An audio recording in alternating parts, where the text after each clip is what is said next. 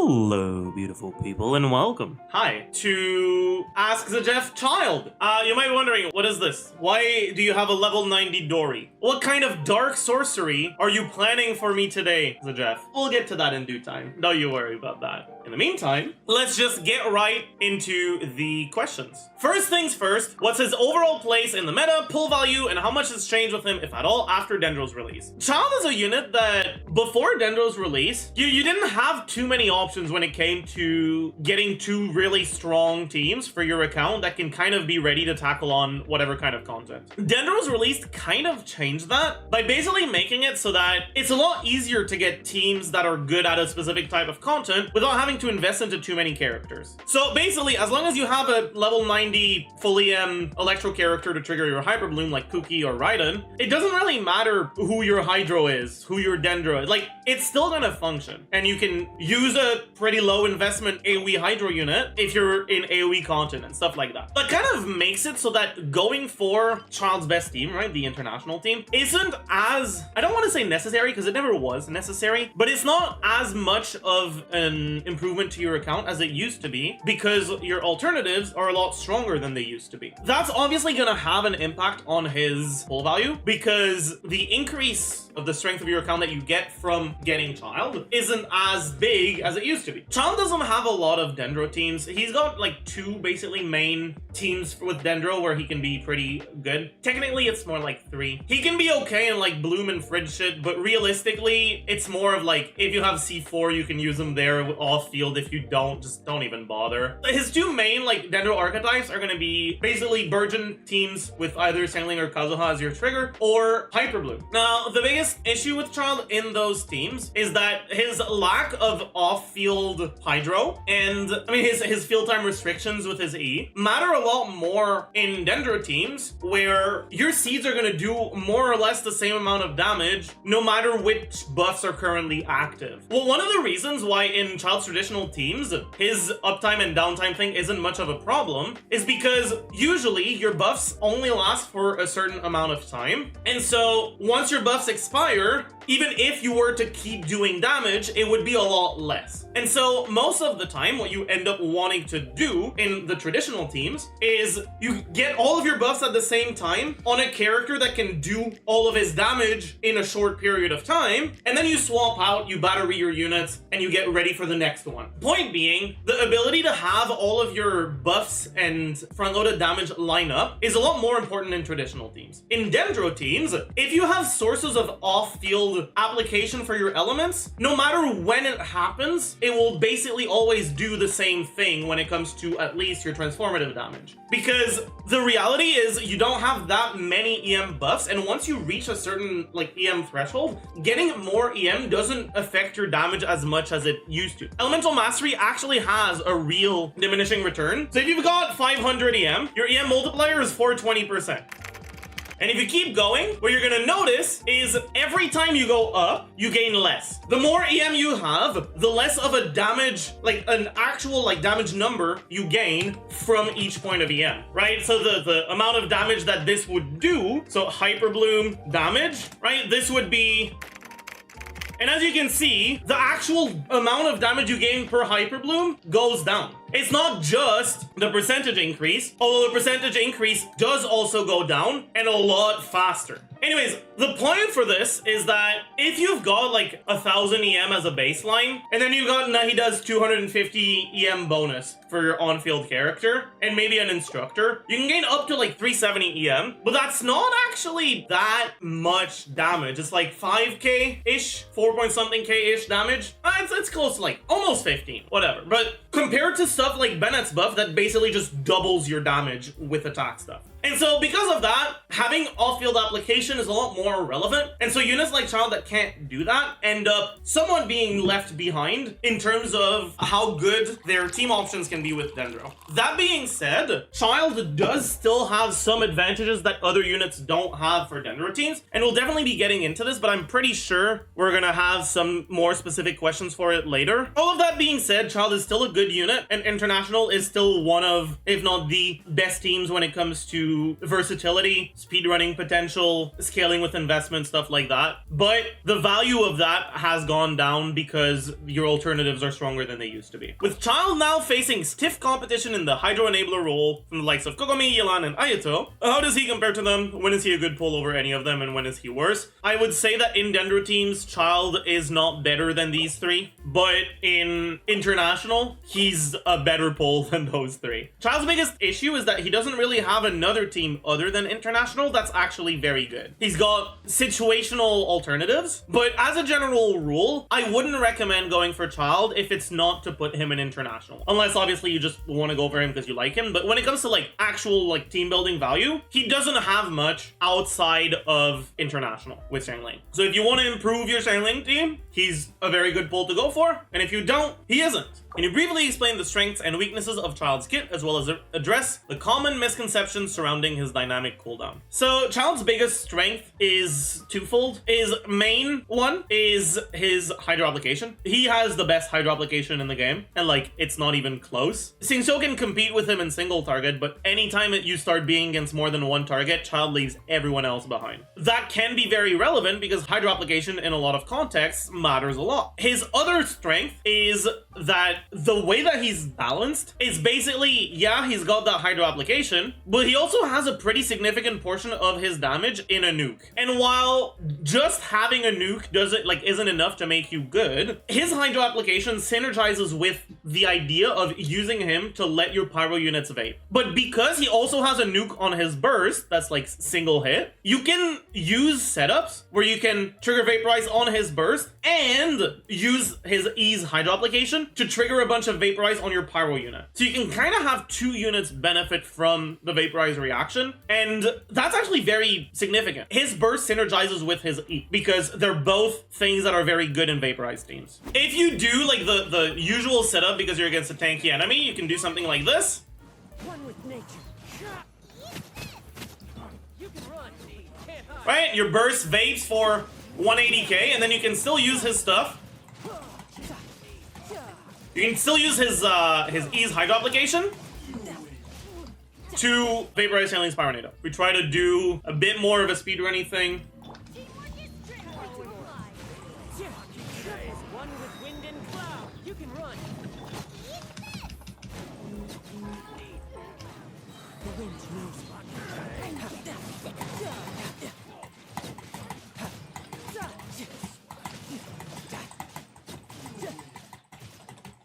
Childe's like biggest weakness is basically just that he doesn't have any impact from off field like at all. Like sure, he applies Riptide onto the enemies, and then if they die, it does a bit of Hydro damage and applies it to other nearby enemies, but realistically, he doesn't really have off field presence. His dynamic cooldown can be an issue in some teams, but in his best teams, it isn't. Childe's E, the cooldown on it is always going to be 6 seconds longer than how long you spent in it. So if you press E and then immediately swap out, it's going to be a tiny little bit over 6 seconds cooldown, right? It's just 6 seconds more. If you stay on it for 9 seconds, it's going to be a 15-second cooldown. If you stay on it for 20 seconds, it's going to be a 26-second cooldown. Generally, what you want to do is you want to figure out how long your rotations are going to be. International rotation I usually use is a 24-second rotation. And then you take away 6 from that, that's 18, and you divide that by 2, 9. And that tells you how long you can stay on Childe without it making your rotation longer. Because if you do 9 and then 15, that's 24. If you stay longer than that, then your E is going to be on cooldown when you swap back to him later on, and it's going to be bad. The reality though is, like I talked about earlier, a lot of the time, your buffs kind of, at least when it comes to non-Dendro teams, most of the time, your buffs don't last that long. And so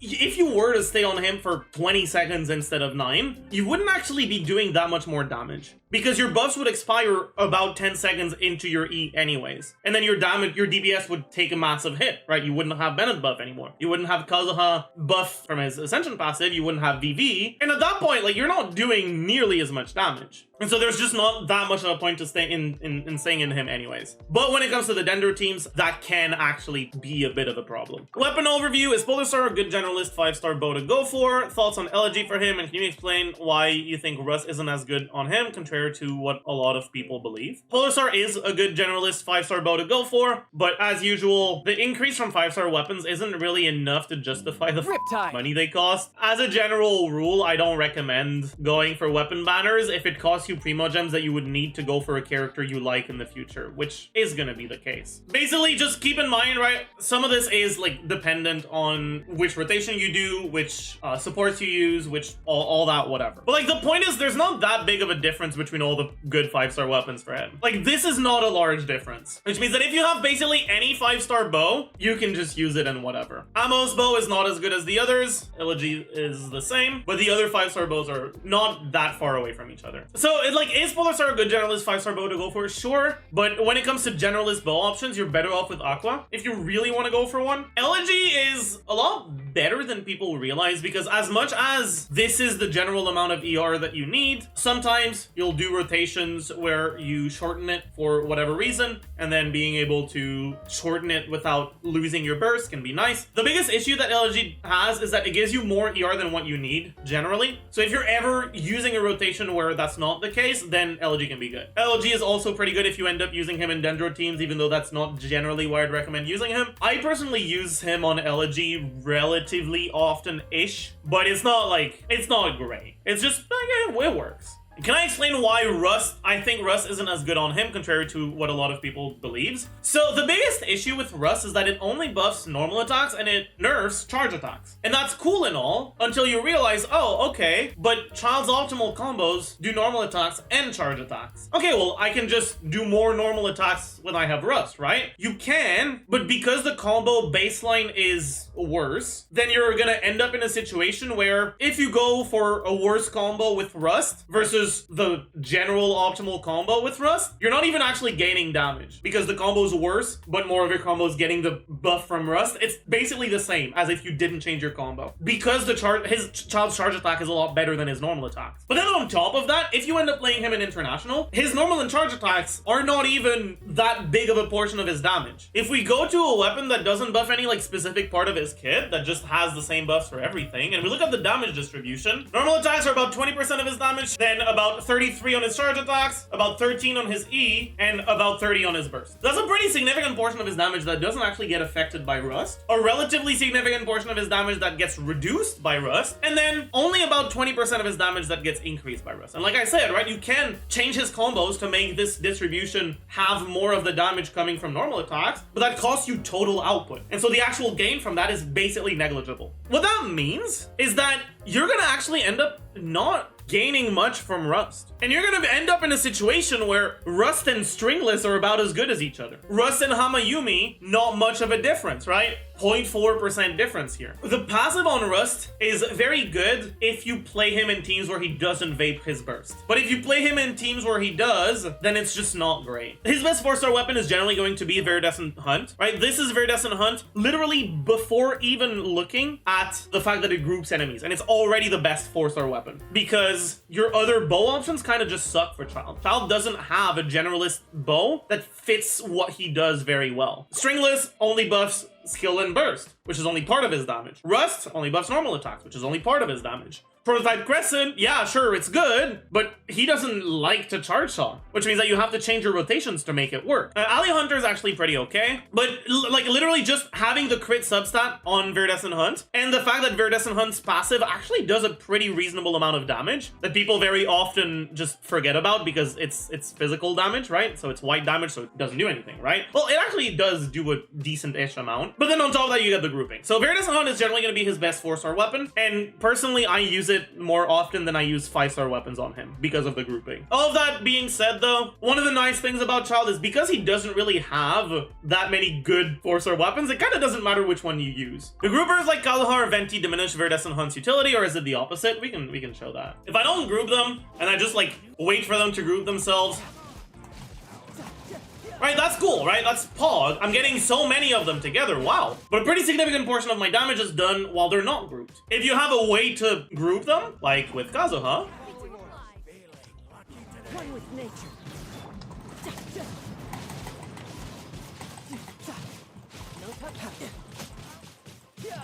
You can actually fucking kill them. The main misconception with groupers is people see, okay, I have a grouper, so I just group enemies, so they're grouped, so whatever, right? The thing is, Viridescent Hunt keeps them grouped after you've grouped them. The pull-in effect from Viridescent Hunt is very strong, and so if the enemies are close enough to be within its range, you will keep them very, very tightly grouped. And with Childe, and with his quadratic scaling, which we'll talk about a little bit more later, that's a pretty big deal, actually. Another interesting thing about Viridescent Hunt is because the pull-in effect is so strong,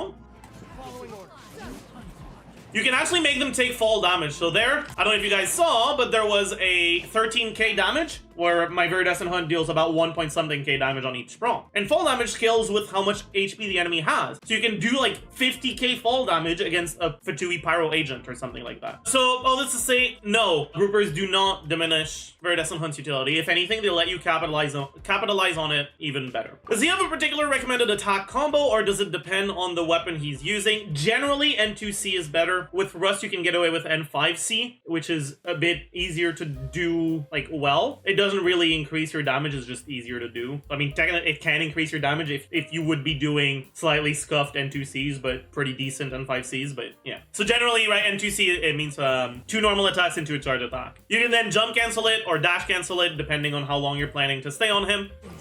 Right, so 1, 2, charge, 1, 2, charge, 1, 2, oops, charge. You can cancel the charge like very early.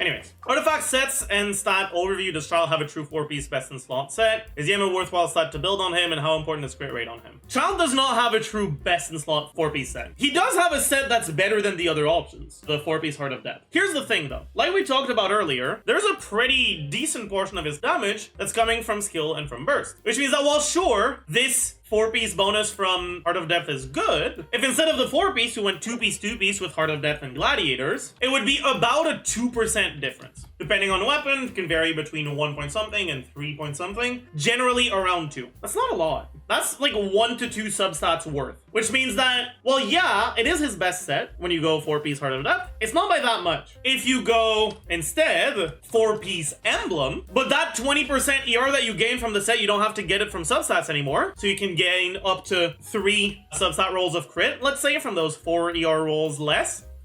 Right, very similar. Well, yeah, he does have a best in slot with Heart of Death. It's so close to the other options that unless you actually do have better substats on your Heart of Death, it's just not worth going for. And then on top of that, it has the same issue that we talked about earlier with Rust, where it's generally better to buff your burst because it's damage that happens earlier into your rotation that's front-loaded than it is to buff your normal and charge attacks. And so because of that, practically, there's actually going to be a lot of situations where 4-piece Heart of Death is just not even his best choice. And you'd be better off with 2-piece Noblesse, 2-piece Glad, or 2-piece Noblesse, 2-piece Wanderers, or 2-piece Heart of Death, 2-piece Noblesse, or whatever. The main thing to keep in mind is basically just he has too many good options for you to focus too much on the set bonus. Do try to get at least a 2-piece 2-piece. Try to not do like 2-piece and then rainbow. But if you have a 2-piece 2-piece, as long as it's 2-piece bonuses that are actually useful to him, like don't give him arrow damage bonus. 2-piece Crimson Witch is not what you want. But as long as it's a 2-piece that's useful for him, if your stats are good on that set, then it's probably your best set. Focus more on your substats than on your set bonuses. When it comes to stats, generally what you're gonna want to be going for is attack, damage, crit. There is a pretty big difference between going attack, damage, crit, and EM damage, crit. But if you're not using Sucrose, if you're using Kazuha, while it is a difference and it is a bit more significant than the set bonus one, it's still not a massively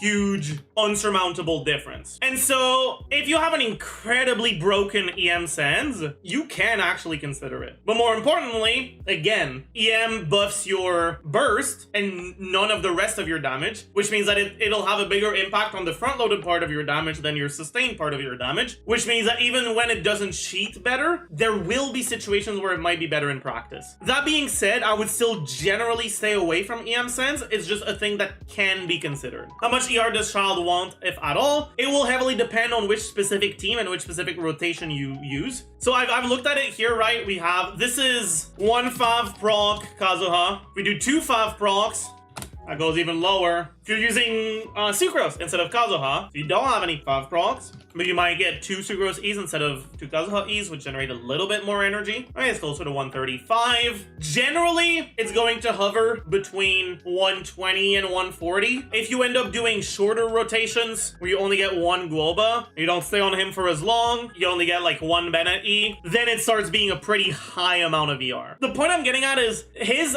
energy requirements can vary a lot depending on which variations of a team and which rotation you end up using. This is with ranged burst, by the way. This is not with melee burst. Don't use the melee burst. I'm sure we'll have questions on it later. Melee burst sucks.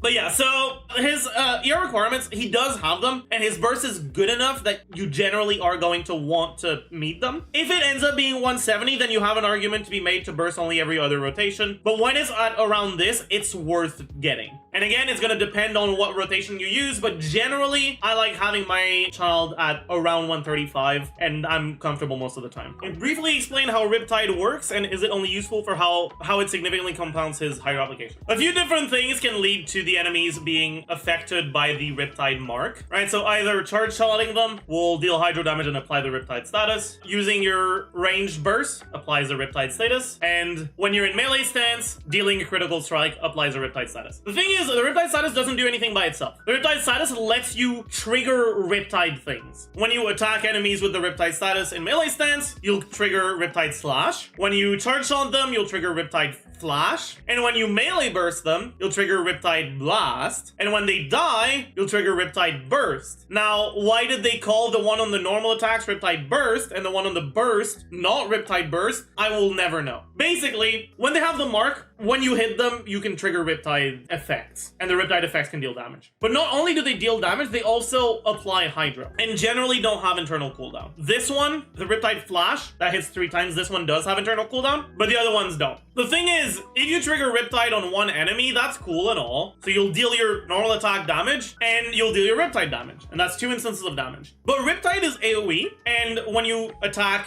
multiple enemies and trigger Riptide on multiple enemies, you're triggering multiple Riptide effects, which means that you have multiple instances of AoE damage. And that's where the quadratic scaling comes from. When you're attacking multiple enemies, instead of getting 7 numbers on your screen, well, you get more than that.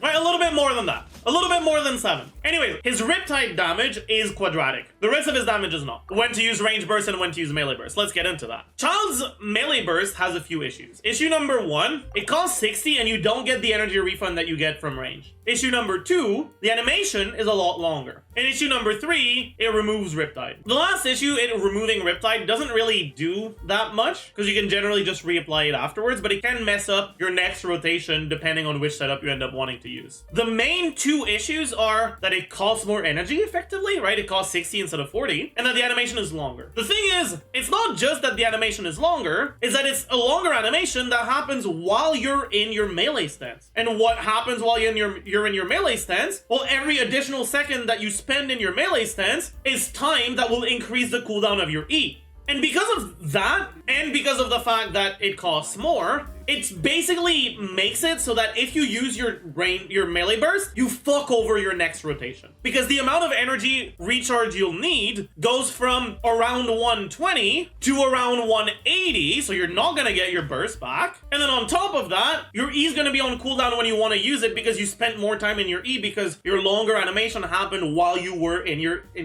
E instead of before you go into your E. Because of that, generally, when it comes to sustained rotations, Child will use his range burst, not his melee burst. That being said, that only is the case when there's going to be a next rotation. If it's your last rotation, the enemy is relatively low or relatively squishy, and you won't need it afterwards, then you can use your melee burst because it will deal more damage. So when you're in the last chamber, or if you're speedrunning a chamber, then using his melee burst can be better. In basically every other situation, his range burst is better. Constellation Overview. Does C1 impact his rotations in any way? And can you address some of the common community misconceptions regarding his C1, C4, and C6? Okay. Osmanthus wine. Yeah, I get it. Reduces the cooldown of Foul Legacy Raging Tide by 20%. This is like a good speedrunning constellation, but the reason why might make you laugh. This doesn't do that much generally because you don't even want to stay on him that much longer because your buffs would expire anyways, and you want to be able to battery the rest of your team properly. Which means that when it comes to your normal rotations, this doesn't even make that much of a difference. But when you're speedrunning, you want to generally use your E at the beginning of your chamber to apply Hydro to the enemies, and then swap out of Child to swirl Hydra.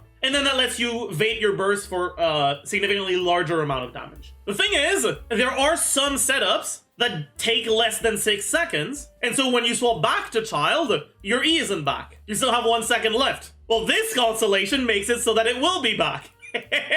It's a very minor thing that only matters for speedruns, and it's kind of funny. But yeah, as a general rule, his C1 isn't very good. C2, generally in chambers where you're against a lot of enemies, you won't struggle with energy issues because enemies generate energy for you when they die. And the times when your energy requirements will matter more will be when you're fighting bosses. And so this basically makes a problem that you didn't have less of a problem, but doesn't do anything when his actual energy requirements are an issue. So his C2 is kind of just not very good. His C3 is one of his best constellations because he doesn't have good constellations, and about 2/3 of his damage comes from his E. So his C3 increases about 2/3 of his damage by like the 20-ish% that you get from 3 talent levels, I guess.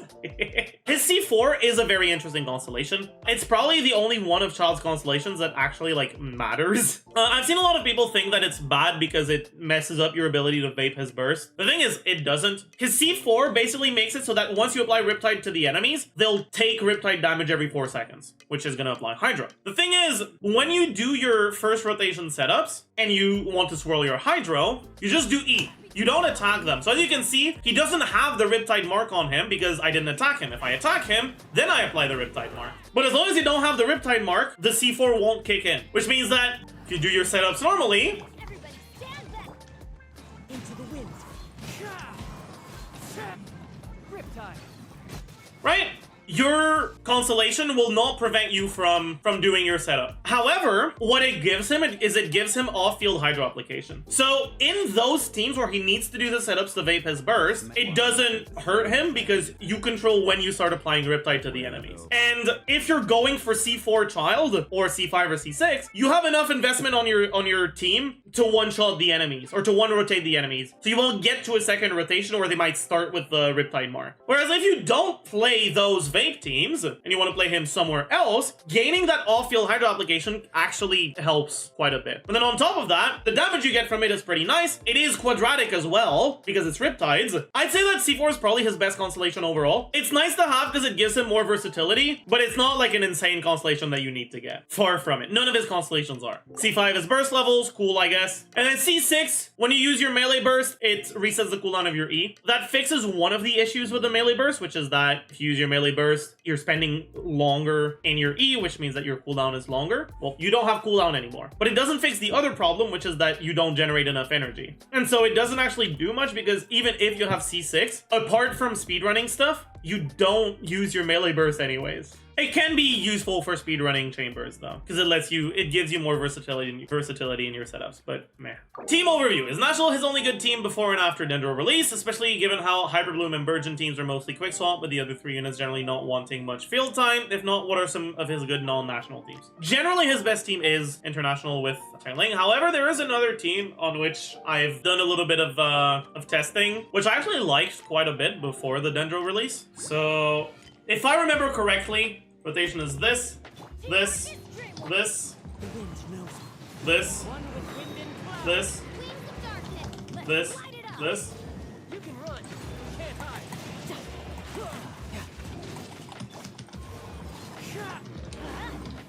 Everybody stand back. Ah, fuck. Fallen leaves, adorn my night. Wind strike. Oz reveals Riptide. You can do 15-second rotations in a team like this. They're pretty fun. They're pretty good. Nothing crazy, but like actually pretty solid. Now, after Dendro release, he also has a few other options. You can play him in Hyperbloom variations or in Burgeon variations. When it comes to Burgeon stuff, right, you can either play him with an Animo unit or with just 2 Pyro units. Happy to apply. You punch him. No, that's fine. Lag as much as you want. That's great. Clouds high. The birds, you can run, but you can't hide. Sick. They died before I could do anything. Time to go. Oh my, dude, I'm losing it. Like, I'm actually just losing it. I'm getting sick of this. Teamwork is dreamwork. Fallen leaves. Adorn my Riptide.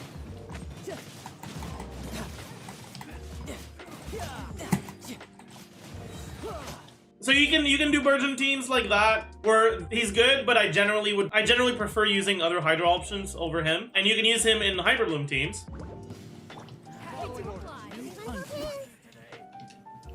Sick. Let me weave you a verse. Hog. My sword. Stand with me.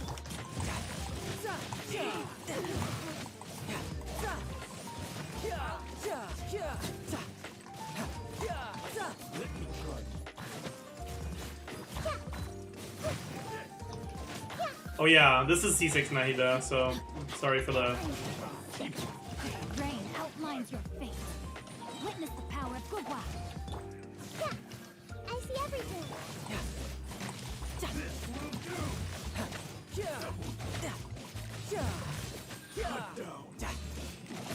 One thing you might have noticed though with this is that we end up generating a lot of seeds on the ground, and then we trigger them all at the same time. So this is a team where the speed of Kuki's electro application actually matters and actually kind of hurts how much damage you can do. Which means you can use units with faster electro application like Raiden or like Kuki.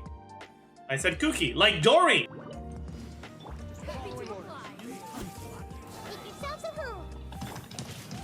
Rain cutter. Complete the seal.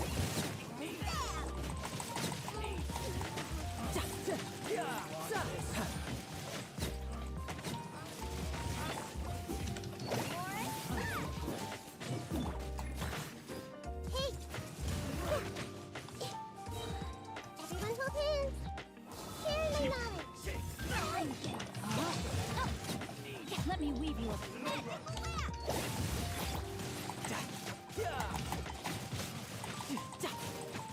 Right? And with something like this, you end up hyper blooming the seeds a lot, like basically instantly, as long as Dory's lamp is hitting them. Because Dory's lamp hits pretty fast. It doesn't apply electro fast, but against the seeds, that doesn't matter. You just need to hit them. You can even end up ditching the second Hydro because realistically, Child's applying more than enough Hydro by himself and go double Dendro instead. New punch. Spring force. Scatter.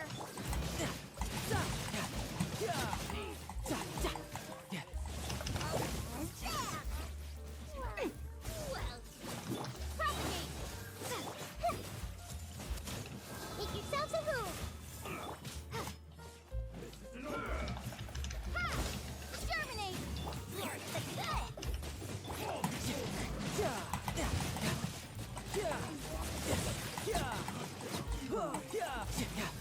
And as you can see, we're getting a lot of seeds, and we're hitting them a lot. That's Bog. Now keep in mind, right, don't take a look at like the clear time or the damage. It's just take a look at the amount of seeds we're getting. The biggest issue with something like this is that it's very, like, it is very front-loaded, which, like, I talked about front-loaded being good, but it's only good all things being equal. And the thing is, while you do get very high DPS during that, you basically get nothing afterwards. And so it's not that great. It's a completely viable thing, but it's not like an insane thing. And this is a team where Child's faster Hydro application matters enough where someone like Ayato wouldn't be able to do the exact same thing. But generally, they're not teams I would overall recommend, but they are a nice way to use Child if you want to use him in Dendro teams. Can you demonstrate how to play International for 2 full rotations, as a lot of people seem to be at a loss on what to do once the first rotation ends? Sure. So.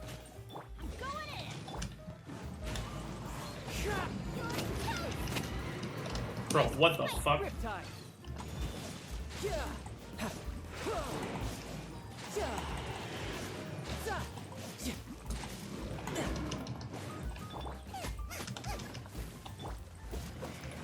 Into the wind.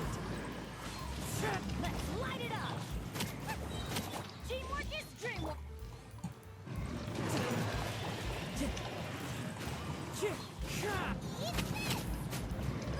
Get them. You can run, but you can't hide.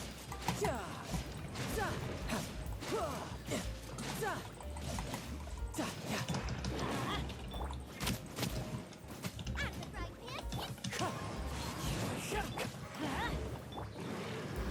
I'm going in.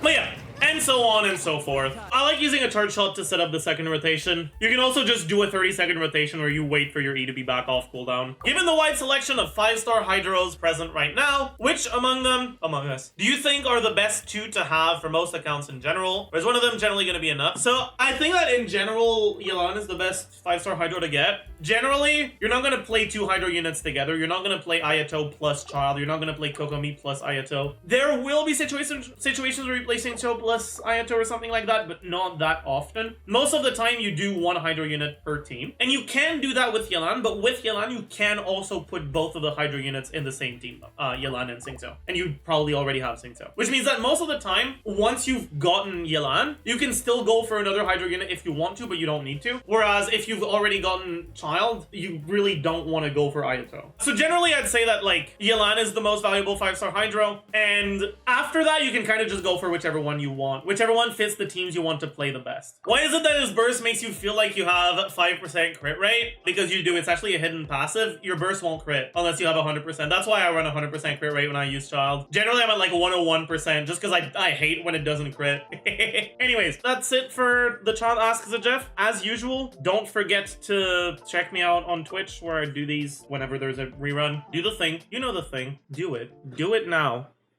And yeah, I hope you guys have a great rest of your day. Bye, YouTube.